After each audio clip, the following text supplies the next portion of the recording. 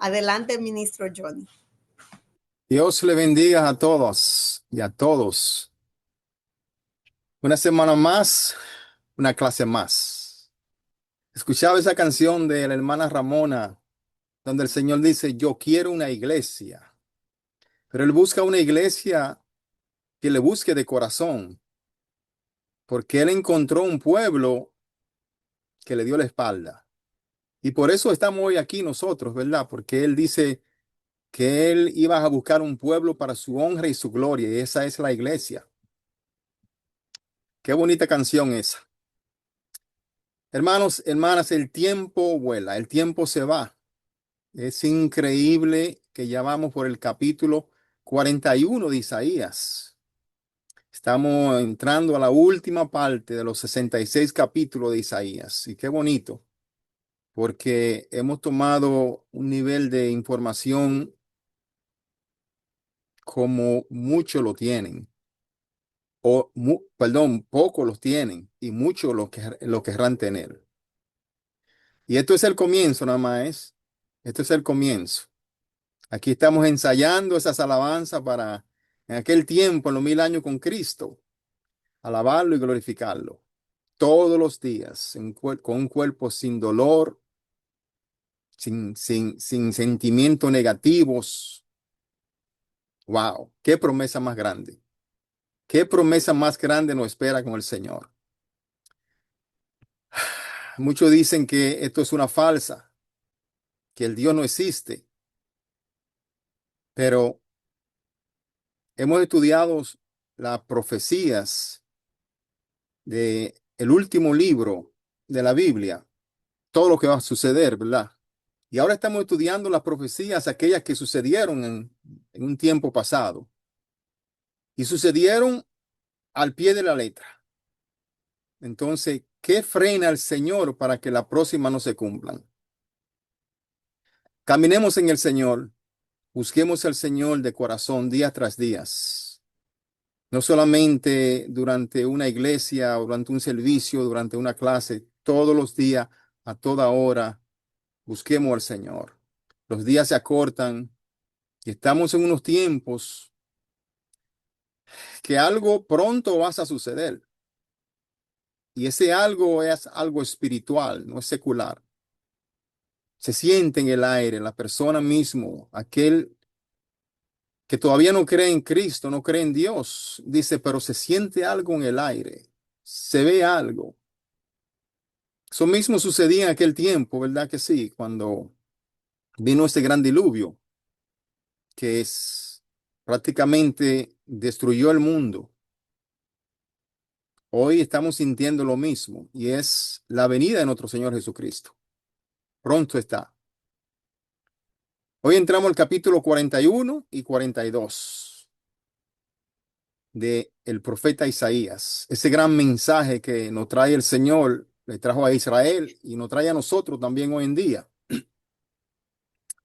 Este capítulo es el gran capítulo de los yo de la Biblia.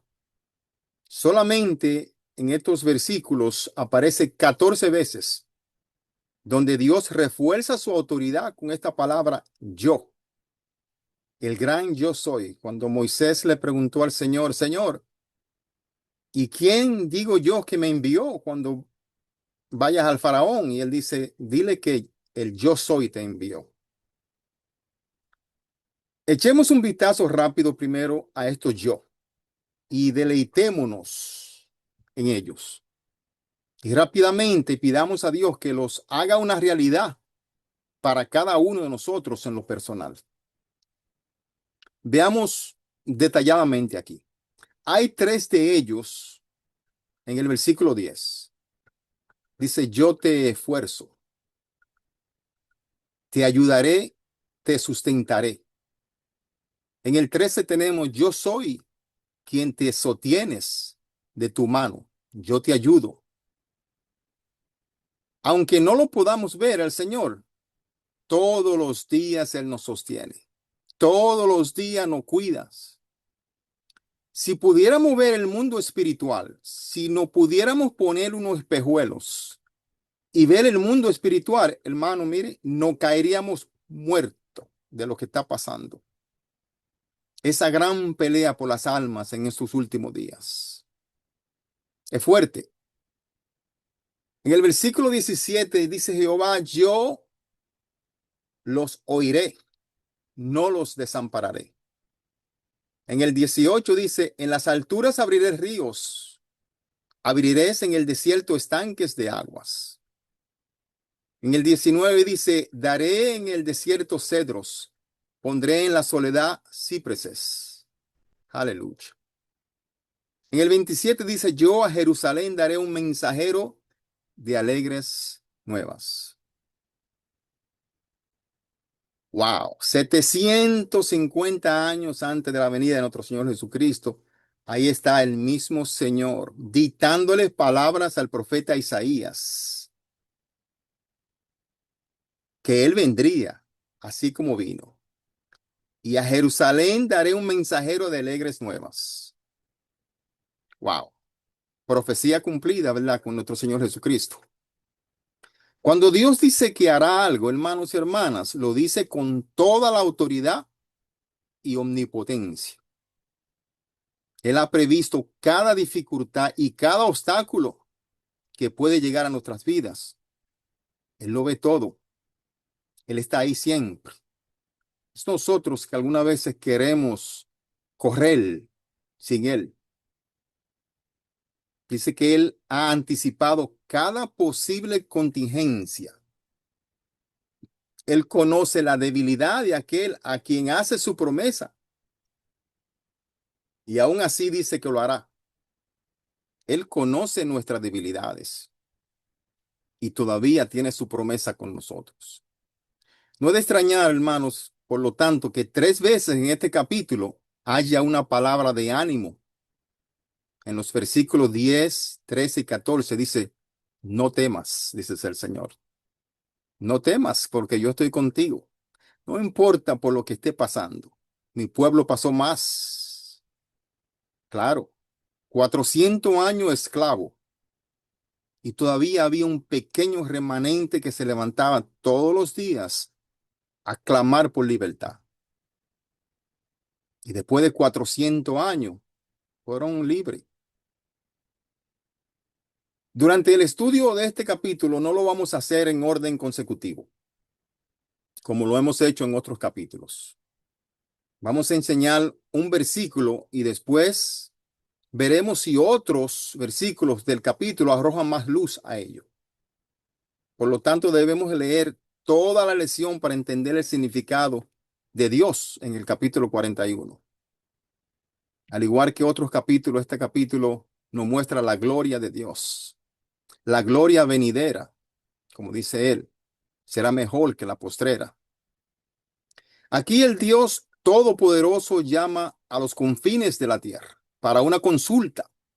Dice, para zanzar finalmente un asunto. Y la prueba que se propone es muy simple. Los dioses de las naciones paganas están invitados a predecir eventos del futuro o a mostrar que tenían entendimiento de los eventos de días de antaños. Encontramos esto expuesto en detalles en los versículos 21 y 22. Alegad por vuestra causa, dice Jehová. Presentad vuestras pruebas, dice el rey de Jacob. Traigan, anúncienos lo que ha de venir. Díganos lo que ha pasado desde el principio y pondremos nuestro corazón en ello. Aleluya. Hmm. Sepamos también su postrimería, dice él. Hacernos entender lo que ha de venir. En este repto aquí de alguien que afirma ser omnipotente, dirigido contra todo aquel que afirma ser digno a la adoración de otros dioses. Y dice en esencia, muy bien, entonces, preséntate ante mí.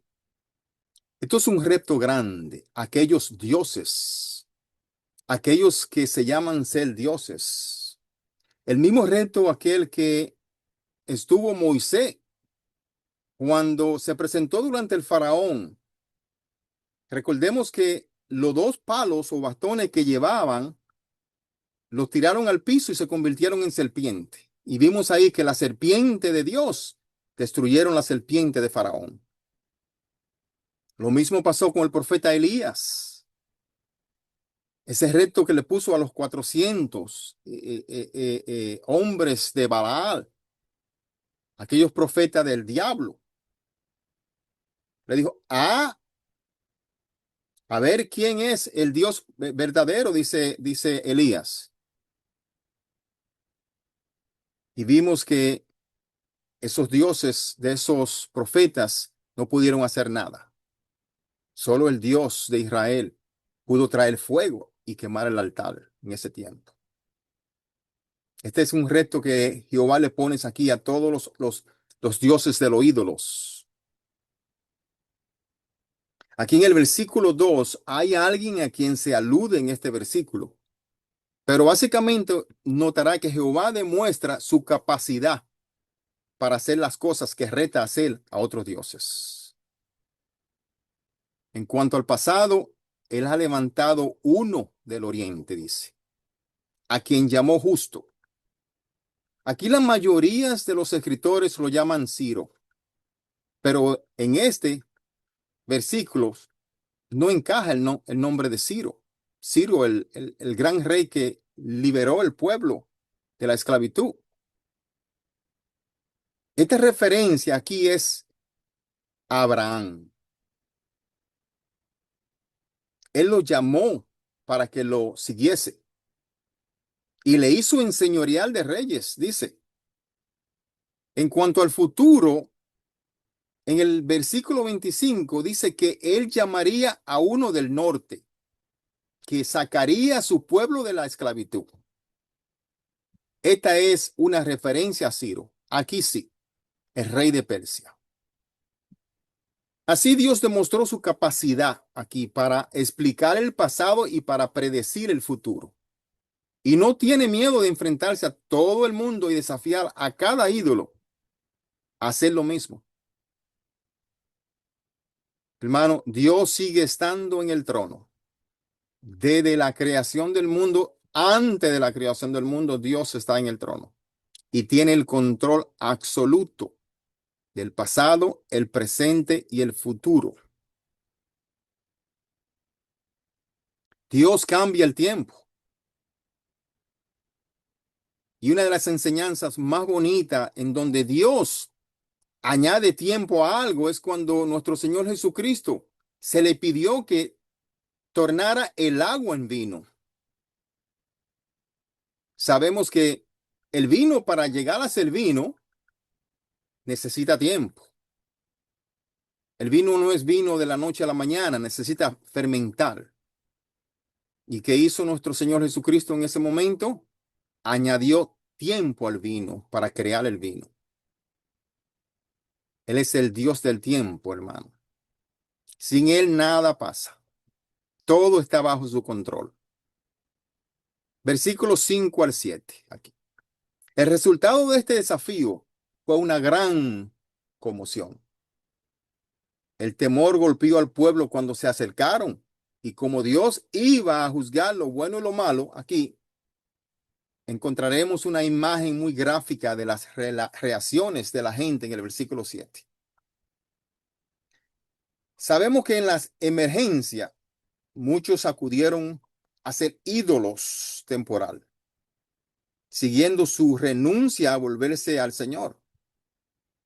Dice que pulieron laboriosamente sus dioses, dislapidados, e hicieron otros nuevos, decidido a hacer mejor su representación de Dios sobre su adoración de ídolos. Dice, pero cuando se vieron ante el Señor Dios, los ídolos eran mudos. Ninguno podía hablar. Ninguno de ellos tuvo ni una palabra que decir con respecto al tema que se había dialogado. Cuando el Señor los miró, en los versículos 28 y 29, declaró que no había consejero que pudiera responder palabra. Dice, he aquí, todos son vanidad, y las obras de ellos nada. Viento y vanidad son sus imágenes fundidas. No tenían respuesta al desafío de la omnipotencia, como ha sucedido en otro tiempo. Esto no habla meramente de la historia judía, no, sino también del cristianismo contemporáneo, en el que la iglesia está hoy en medio de un tremendo campo de batalla.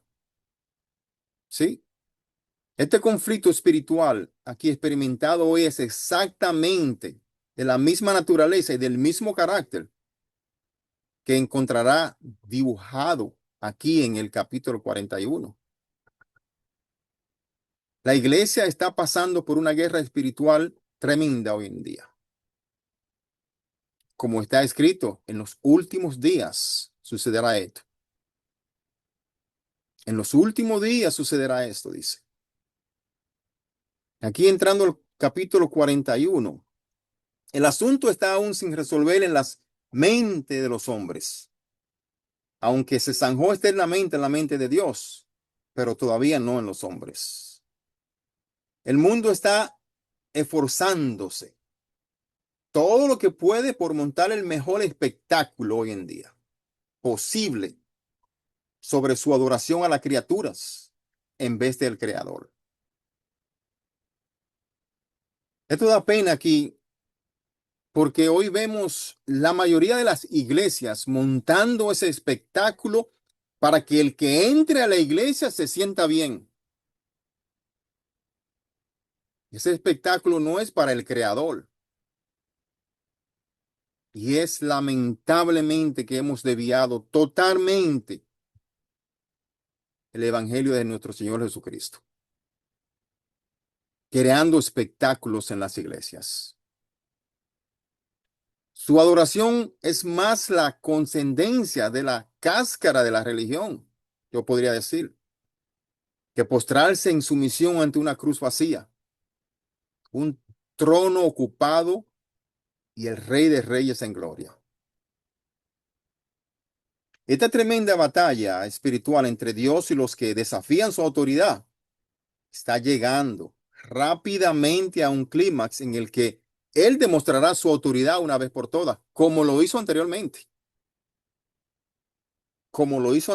durante ese gran diluvio.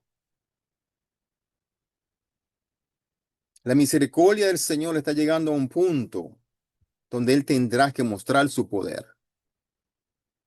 Y todo el mundo se postrará ante el trono de Dios en reconocimiento de que Él es Rey de Reyes. Esto lo pueden tener por seguro 101% que eso va a suceder.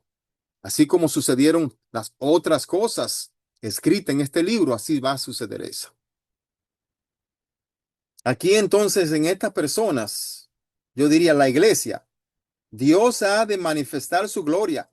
Cada ídolo, cada pagano, cada individuo se les revelará que sin duda Él es omnipotente y su interés está en su pueblo. Hermanos, si esto es así, ¿qué espero encontrar con respecto a su pueblo? Ellos deben ser investidos del mundo, dado poder para soportar tales días. Presumiblemente vamos a encontrarlos en lugares altos e influyentes. Esperaríamos encontrarlos en posesión de una gran habilidad y talento, posiblemente en posesión de una gran cantidad de bienes terrenales. Hombres que son capaces de encontrarse con hombres de su nivel intelectual y responderles. En pocas palabras, hombre de alguna prominencia. Y yo me hago esta pregunta. ¿Encuentro al pueblo de Dios ahí en lo que yo acabo de decir? Yo al menos no lo encuentro ahí. En nada de lo que yo dije anteriormente lo encuentro ahí. Isaías 41:17 dice lo siguiente, los describe como pobres, pobres y necesitados. Isaías 41:17 lo describe como pobres y necesitados. Buscan agua y no la encuentran. Las alturas están desnudas y los valles sin pasto. Sus viajes los llevan por el desierto. Son tan indefensos como un débil, retorcido gusano, dice Isaías. En el versículo 14, es entre personas así donde Dios encuentra a los suyos. No entre los sabios o los prudentes, sino entre los bebés.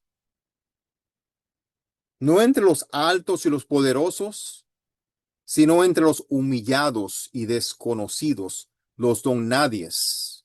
Ahí encuentra Dios su pueblo. Así es como el apóstol Pablo describió a los cristianos en 1 Corintios 1, del 26 al 29. Pablo dice, pues mirad, hermanos, vuestra vocación, que no sois muchos sabios, dice Pablo, según la carne, ni muchos poderosos, ni muchos nobles, sino que lo necio del mundo escogió Dios para avergonzar a los sabios. Los necios del mundo escogió Dios para avergonzar a los sabios. Aleluya. Y lo débil del mundo escogió Dios, dice, para avergonzar lo fuerte. Y lo vil del mundo y lo menospreciado escogió Dios.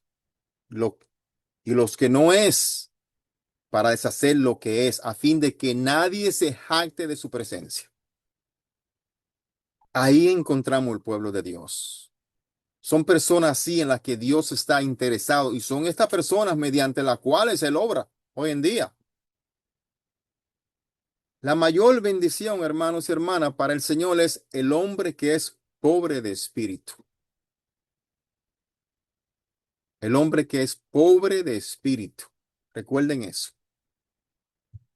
¿A qué se refiere el Señor la pobre de espíritu? No se refiere a la pobreza material, sino a una condición espiritual de humildad y dependencia de Dios. Son aquellos que reconocen su incapacidad para salvarse a sí mismo y a la necesidad de Dios en todo momento para todo. Ese es el hombre pobre de espíritu. Aquel que necesita a Dios, aquel que busca a Dios, aquel que dice, solo el Señor me salvará. Es aquel que Dios busca. Aquellos perseguidos, vacío, que sufre y tiene hambre de Dios. A tal hombre le dice, yo soy tu Dios que te esfuerzo. Y entonces él se acerca aún más y dice, siempre te ayudaré. Hasta le pone su brazo alrededor y le dice, siempre te sustentaré con la diestra de mi justicia. Eso es tan hermoso. Escuchar al Señor decirle a su pueblo eso. Decirle a su pueblo y decírnoslo a nosotros hoy en día. Todos nosotros en algún momento nos sentimos como si hubiéramos sufrido mucho más de lo que deberíamos. Y si yo aquí preguntara, ¿hay alguien que pueda confirmar eso? Yo creo que todos nosotros podríamos confirmarlo. Escuchemos la voz de nuestro Señor amoroso cuando dice con toda autoridad, yo estoy contigo, dice el Señor. Yo estoy contigo. No importa por dónde esté pasando, el sufrimiento que esté, tu pasado, cuál haya sido, yo estoy contigo. Y si te he traído hasta aquí, es porque te quiero salvar. Él sabía lo que ocurría. Él lo vio de antemano y lo permitió. Aquello que le sucedió a usted y me sucedió a mí, él ya lo sabía y lo permitió.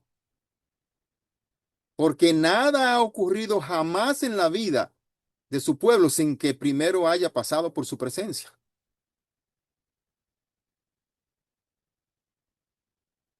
Yo sé que muchos de ustedes conocen el proceso del diamante. ¿Cómo llega el diamante a ser diamante? ¿Cómo brilla el diamante? Es un proceso. Comienza oscuro primero. Así es el proceso de nosotros. Estamos pasando por un proceso de brillo para cuando estemos cerca del Señor, brillemos como Él. El buen pastor va delante de sus ovejas. El buen pastor va delante de sus ovejas. El buen pastor no condena, no critica.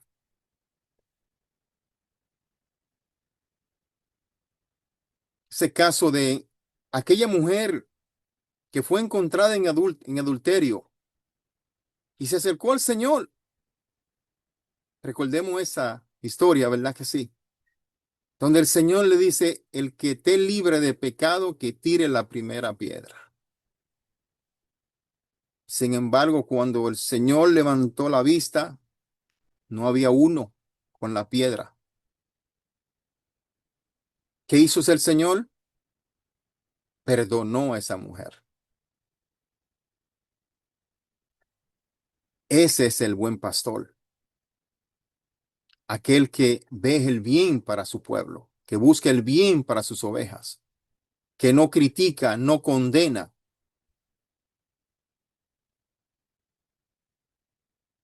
El buen pastor no mira la paja en el ojo del otro. Nunca. El buen pastor va delante de sus ovejas y esto es lo que el Señor hace con su pueblo aquí siempre. Nunca lo has dejado y nunca lo dejará. ¿Sí? Así como hizo él en la cruz. Él tenía 12 discípulos. Él era Dios. Él pudo mandar a Pedro, a Lucas, a cualquiera de ellos para que fuese crucificado.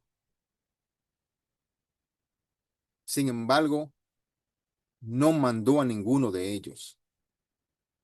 Él mismo fue y tomó la cruz por nosotros. Ese es el buen pastor que va delante de las ovejas. Este mensaje de gloria aquí que trae el Señor a su pueblo, que nos trae a nosotros, para que nos mantengamos firmes en la palabra, porque las cosas escritas van a pasar. Aquí en los versículos 14 y 15, Él está con nosotros, no solo en identidad y en compasión, sino que está con nosotros con un poder transformador. Está trabajando día tras día en este diamante encontrado en la muerte. Y hasta que Él no termine este trabajo de brillarnos a nosotros al nivel de Él no va a parar. Él no va a parar. Solo tenemos que mantenernos en su camino. Solo tenemos que seguir sus mandatos. Cuando leemos el versículo 15, el Señor habla al gusano de Jacob. Y después dice, yo te he puesto por trillo, trillo nuevo, lleno de dientes. Hermano, no conozco a ningún otro salvo el Creador mismo que pueda tomar un gusano y hacerlo afilado con dientes. Pero Dios puede hacer esto. Solo Dios. Los versículos 18 al 20 aquí. Debemos recordar que en palabras de Pablo hemos sido hechos espectáculos para el mundo. Como lo vemos en Primera de Corintios 4:9. Así es como Dios trata con su pueblo para que sea un testimonio a fin de que pueda mostrar su grandeza y su amor. Si Él nos hace así y nos pone en todo esto, pero lo que parece ser un desierto en la mente de un espectador se ha convertido en el jardín del Señor en el alma. Por lo tanto, en este capítulo vemos a Dios tratando con individuos en los versículos 1 y 6, y luego tratando con Israel en los versículos 7 y 20, y después tumbando y derrocando los ídolos en los versículos 21 al 29. La confusión es el resultado final de la idolatría o cualquier filosofía que sea anti Dios o atea. No tiene una respuesta para los problemas de la vida. Los sistemas hechos por hombres, hermanos y hermanas, no pueden satisfacer el corazón humano. Nunca lo van a poder hacer. La respuesta se encuentra en un mensajero de alegre nuevas, como lo vemos en el versículo 27. Aquí en el capítulo 42, parece imperativo que descubramos y distingamos entre los dos distintos siervos mencionados en este capítulo. El Mesías, Jesús, aparece definitivamente en los versículos 1 y 7. En Mateo 12, 17, 21 hay una aplicación de esta profecía a Jesucristo. Cuando tenga tiempo, busquen Mateo 10, 12, 17 al 21 y léala. En Marcos 1, del 1 al 13, vemos el comienzo del evangelio que se remonta a Isaías 40. Recordará que en Isaías 40 se nos presenta a este precursor, que a su vez nos presenta al Mesías. En Marcos es el siervo de Dios, como lo vemos en Marcos 10:45. Como Marco enfatiza la humanidad de Jesús, parece que el carácter del siervo ¿Y de en qué este Dios quedamos se con la da para mujer y describir a la visa? Jesús, el hombre. Perdón, los micrófonos, por favor, se les están abriendo. Perdón, ministro. Él se identificó a sí mismo con la nación de Israel para poder convertirse en el representante de esa nación como un siervo. En Filipenses 2:7 podemos ver eso. Se dice de Jesús que tomando forma de siervo, hecho semejante a los hombres. Está bien volver a enfatizar que cuando Jesús se hizo hombre, no solo se identificó con toda la humanidad, sino que también específicamente se identificó él mismo con la nación de Israel, y de los cuales, según la carne, dice, vino Cristo, en Romanos 5, 9, 5. Como siervo de Jehová fue obediente a la voluntad del Padre. Él no obedeció a los hombres. En este capítulo encontraremos un amplio bosquejo como este, el siervo de Jehová. Jesús, versículo 1 al 7. La denuncia de los ídolos en los versículos 8 al 17. El otro siervo en este capítulo, la nación de Israel, en los versículos 18 al 25. Antes de empezar, identifiquemos algunas de las palabras al comienzo de este capítulo en el Nuevo Testamento. Veamos Mateo 12, del 14 al 21. No tenemos problema en identificar a aquel a quien se hace referencia aquí en los primeros versículos de Isaías 42. Todo gira alrededor de nuestro Señor Jesucristo. 700 a 750 años antes de su venida. Aquí en el versículo 1 del capítulo 42, las palabras he aquí son un toque de corneta para captar nuestra atención y que fijemos nuestros ojos solamente en Jesús. Esto nos recuerda a Hebreos 3:1. Considera al apóstol y sumo sacerdote de nuestra profesión, dice Cristo Jesús. Considere a Jesús como el tema de esta sesión completo. Sí. Mi siervo es el título descriptivo que establece el tono de esta nueva sesión de Isaías. Mi siervo. El carácter de siervo de Cristo se vuelve dominante y preeminente en esta última sesión de Isaías. Aquí vemos a Cristo en el papel de un siervo. Recordarán que el capítulo anterior dibuja una viva imagen del conflicto que hay constantemente y que continúa entre la fuerza de la justicia y la fuerza de la oscuridad. Este capítulo concluía con una declaración total aquí de esperanza por parte de los hombres. Dice: he aquí, todos son vanidad y las obras de ellos nada. Viento y vanidad son sus imágenes fundidas, dice aquí. Isaías 41:29. Como contraste aquí vemos: he aquí mi siervo, dice, cuando todo lo demás falle, cuando todo lo demás falle, será el tiempo de mirar arriba y contemplar al Cordero de Dios, como sucedió anterior. Notemos en el primer versículo lo que dice de Cristo: mi siervo, yo te sostendré. Parece como si se nos presentaran por un momento los concilios del cielo, los concilios sagrados de la deidad, y oyéramos al Padre decirle al Hijo: mi siervo, he aquí a quien yo sostendré. Este versículo también nos dice que Él es alguien sobre el que mora el Espíritu de Dios en toda su plenitud. Por lo tanto, este Dios, que es de confianza, sostenido, amado y ungido en el cielo, es el que no puede fallar nunca. Nunca puede fallar.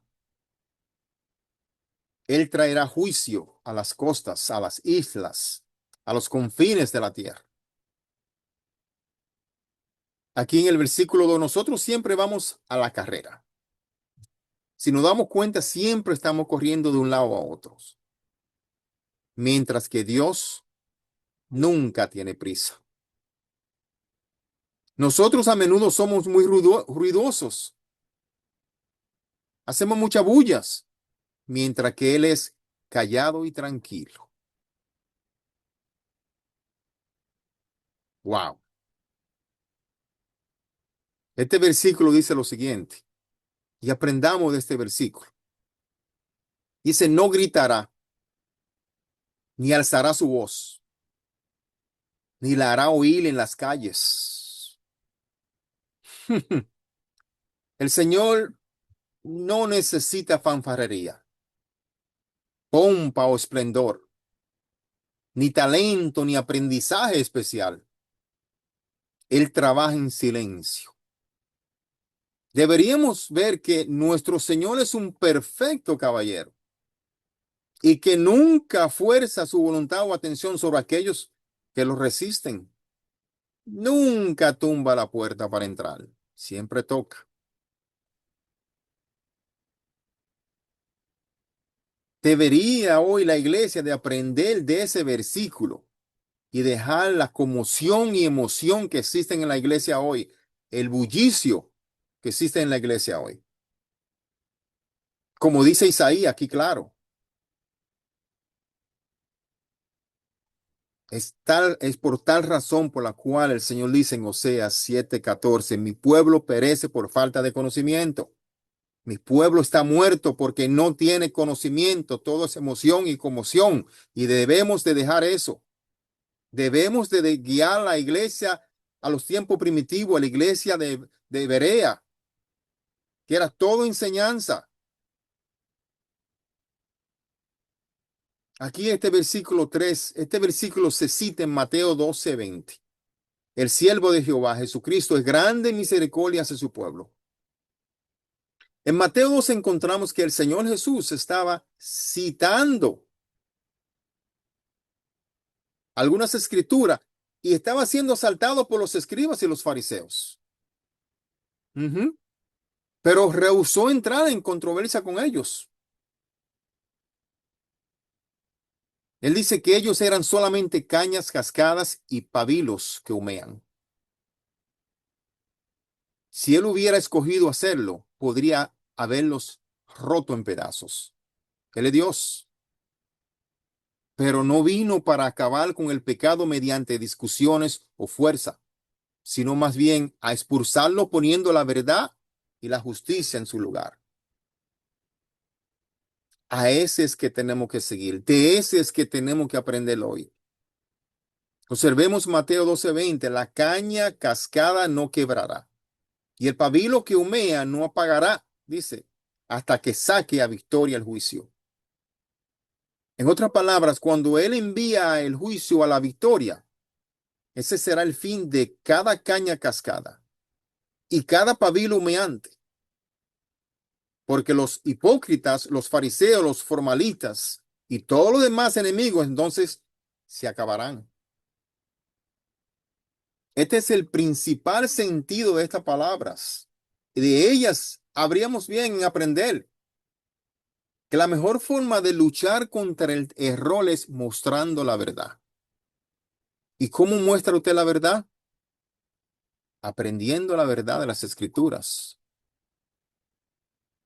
Si usted ve un palito torcido delante de usted, no tiene que comenzar a demostrar a los demás lo torcido que está, pues algo que ellos pueden ver también. Ponga junto al palito torcido uno que esté derecho y la rectitud de uno reprende la torcidura del otro. Si quiere permanecer contra el pecado, viva a Cristo. Si quiere reprender el error, viva la verdad. Es la forma de seguir a Cristo y ha sido la forma correcta desde que Él vino. Hemos distorsionado el camino a Cristo en estos últimos días. Esta es la lección a aprender de las palabras del Señor, hermanos y hermanas. Hay otro significado aquí, sin embargo, una caña cascada es algo que ha sufrido un daño.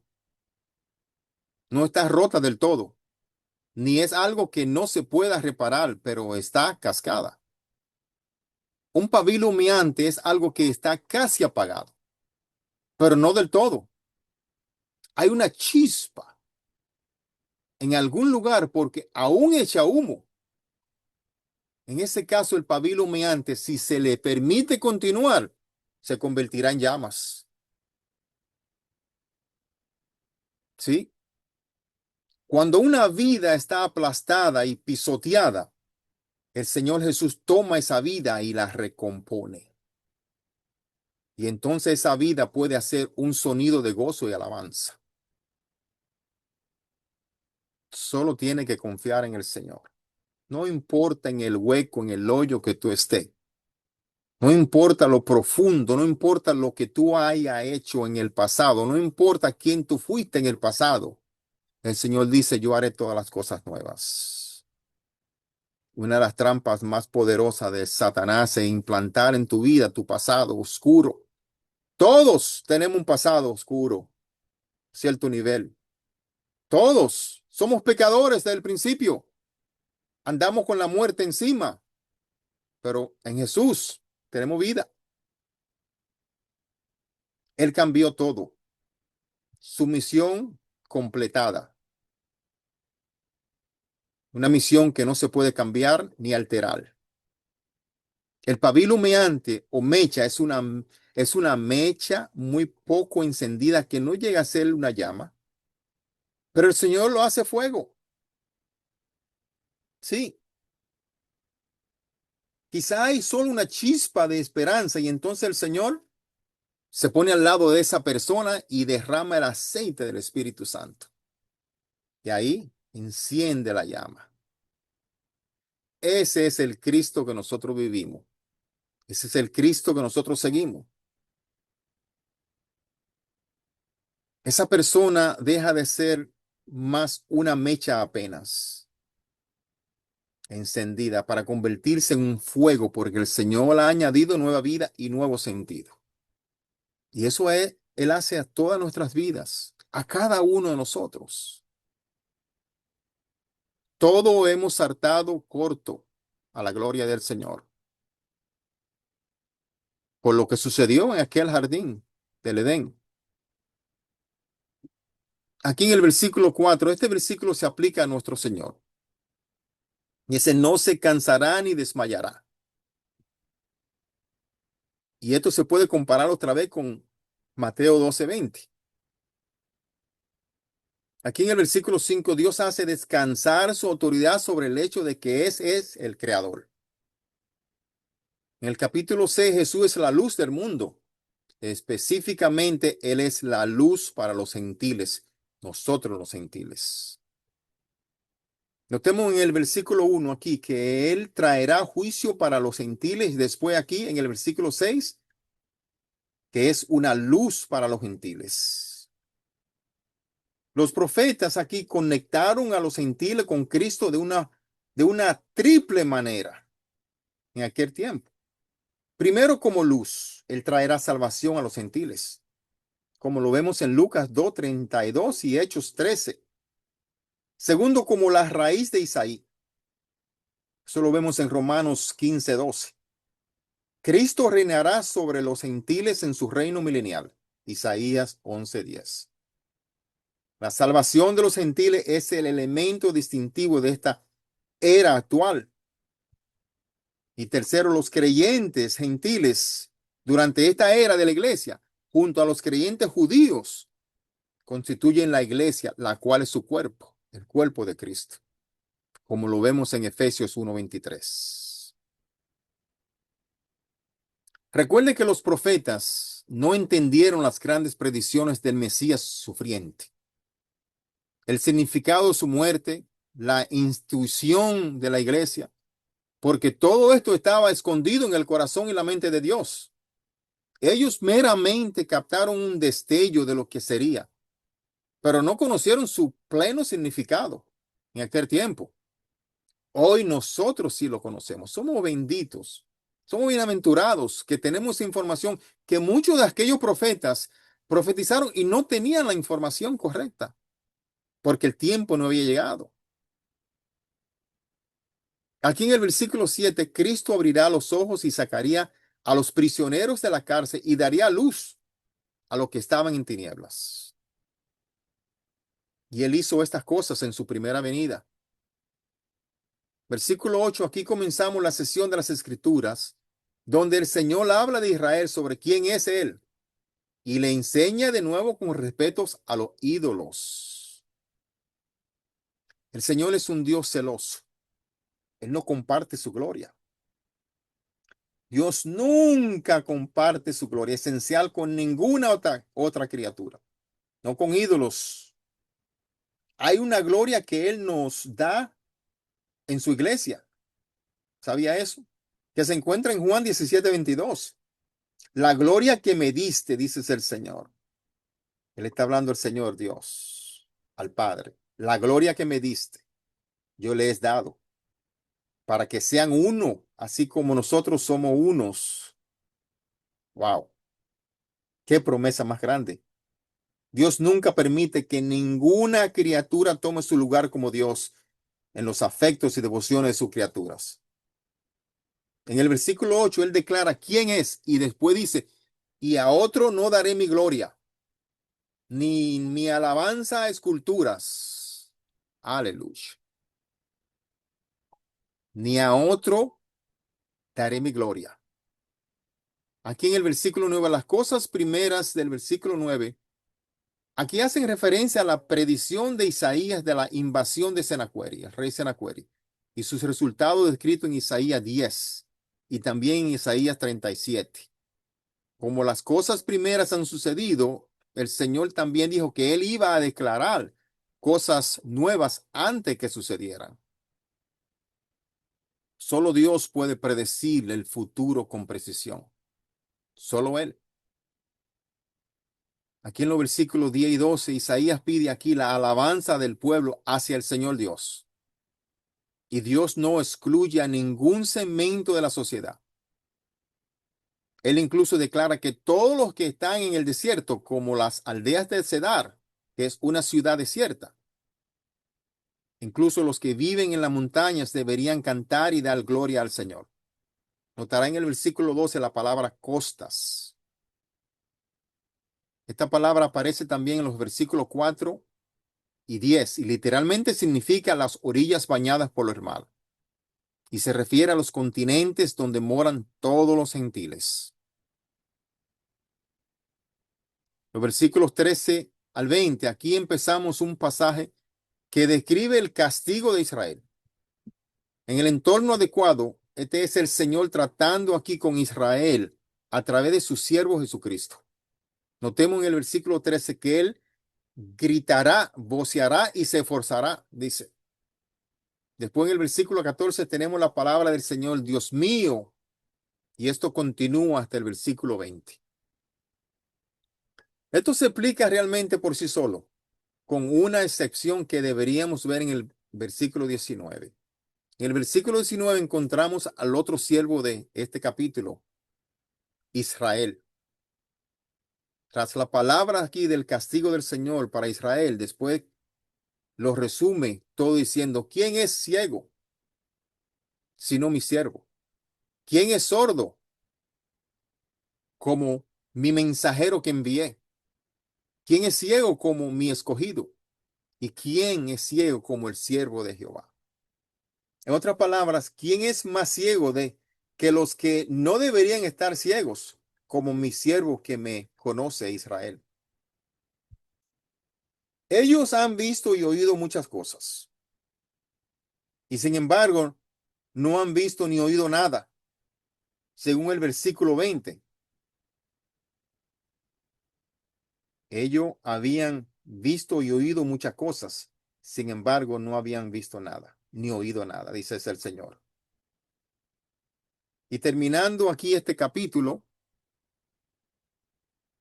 versículo 21 al 25, como continuación de lo que el Señor Dios ha dicho. Isaías dice que el Señor magnificará la ley y la hará honorable. En el versículo 24, ¿quién dio a Jacob o a Israel el botín? ¿Quién dio?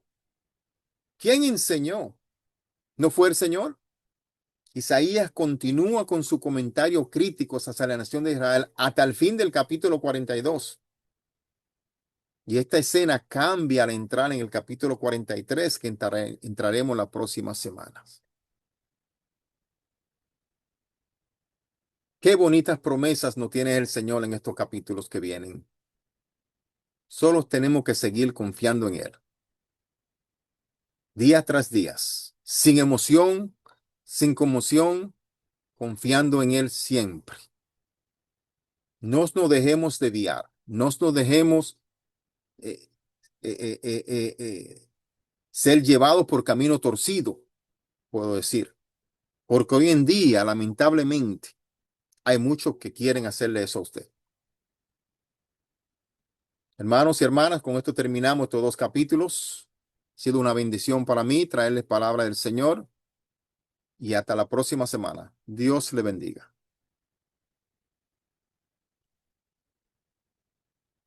Que Dios los bendiga, que Dios te bendiga, ministro, como cada semana esas enseñanzas nos dejan sin palabra.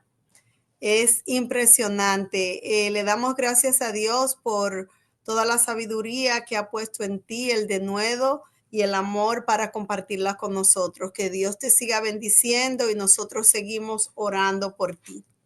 Que en esta semana, ¿qué aprendimos? ¿Qué sabíamos y confirmamos y con qué fuimos confrontados? Yo les puedo decir que me impactó mucho la parte de los pobres de espíritu, porque no sabía qué significaba eso. Entonces, yo quiero ser pobre de espíritu, yo no sé ustedes. Quiero ser pobre de espíritu, porque el que es pobre de espíritu es el que reconoce que necesita a Dios. Es el perseguido que tiene hambre de Dios. Así es que yo no sé ustedes, pero yo quiero ser uno de esos. Eso aprendí hoy. Y algo que yo sabía, pero que me fue afirmado hoy, es que a veces adoramos más las cosas que al creador de las cosas. Entonces tenemos que tener mucho cuidado con eso. ¿Y con qué fui confrontada? Fui confrontada con eso de la batalla que Dios tiene con nosotros, los pecadores, y cómo tenemos que trabajar en eso. Así es que este es el tiempo de las preguntas. Bienvenida mi hermana Luisa, me dicen por ahí que está ahí mi hermana Luisa, que Dios la bendiga. Sí, muchas gracias, que yo digo que yo no sabía lo que quería decir eso tampoco. Yo creía que el pobre de espíritu era una gente que no era esforzado, que no, ¿entiendes? Pero yo también quiero ser